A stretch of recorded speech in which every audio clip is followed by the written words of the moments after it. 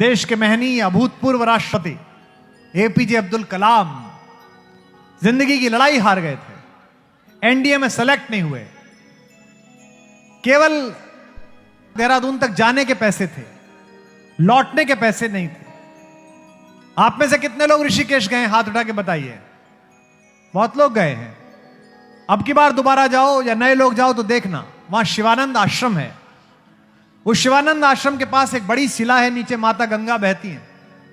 शाम के समय जब पैसे नहीं थे तो सोचा कलाम साहब ने कि बहन के गहने गिरवी रख के आया था, सोचा था पायलट बन जाऊंगा, जहाज उड़ाऊंगा, सिलेक्शन नहीं हुआ, अब वापस जाने के पैसे नहीं है, ऐसे जीवन का क्या फायदा, आत्महत्या कर लेता हूं। उन्होंने अपनी आत्मकथा में लिखा है, पढ़ना उनके अग्निगुणान, विंग्स ऑफ फायर, उसमें लिखा है कि मैंने सोचा कि मैं आत्महत्या कर लेता हूं। शाम के समय टहल रहे थे, इसी उद्विग्नता के साथ के कूदूं, संध्या करके आरती करके माता गंगा को प्रणाम करने के लिए स्वामी शिवानंद जी निकले। उन्होंने देखा लड़का टहल कदम कर रहा है और बिल्कुल कोने पे आके रुकता है।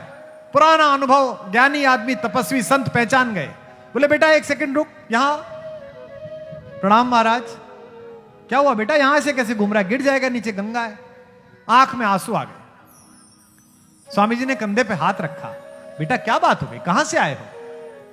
महाराज केरल से आया हूं। स्वामी जी ने मुस्कुराकर कहा, फिर अंदर चल, तू तो मेरे आद्य शंकराचार्य के गांव से आया है, अंदर चल, ये सनातन धर्म है, ये भारत है। कलाम साहब अंदर आ गए, भोजन कराया, सारा पूछा, जाने के पैसे नहीं है, आत्महत्या करना चाहता था। स्वामी जी ने कहा उदास मत हो, जाने का किराया मैं दे देता हूं, जा दोबारा मेहनत कर, तैयारी कर, कुछ और कर। सुबह जब जाने लगे तो प्रणाम करते हुए स्वामी जी से बोले कि आप तो ज्ञानी हैं, आप तो साधु हैं, आप तो संत हैं, एक सवाल पूछ लूं? इस एक सवाल ने भारत को वो हस्ती दी जिसके कारण आकाश में हिंदुस्तान की बादशाह दुनिया के किसी भी बड़े मुल्क से ज्यादा है।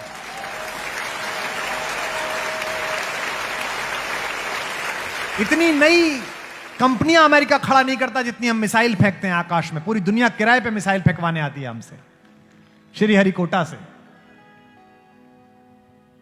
तो कलाम साहब ने कहा एक प्रश्न पूछ लूं। शिवानंद जी ने कहा हाँ बता बेटा।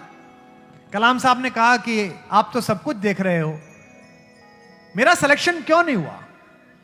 भगवान ने मुझे इतना खराब क्यों समझा कि मुझे एक नौकरी नहीं दी? जो उन्होंने उत्तर दिया उस पर हम कलाम साहब को स्मरण करेंगे। शिवानंद जी ने कहा नहीं नहीं, तू असफल नहीं हुआ है। भगवान ने तुझे नौकरी इसलिए नहीं दी क्योंकि भगवान ने तुझे इससे भी बड़े किसी काम के लिए सुरक्षित रखा है।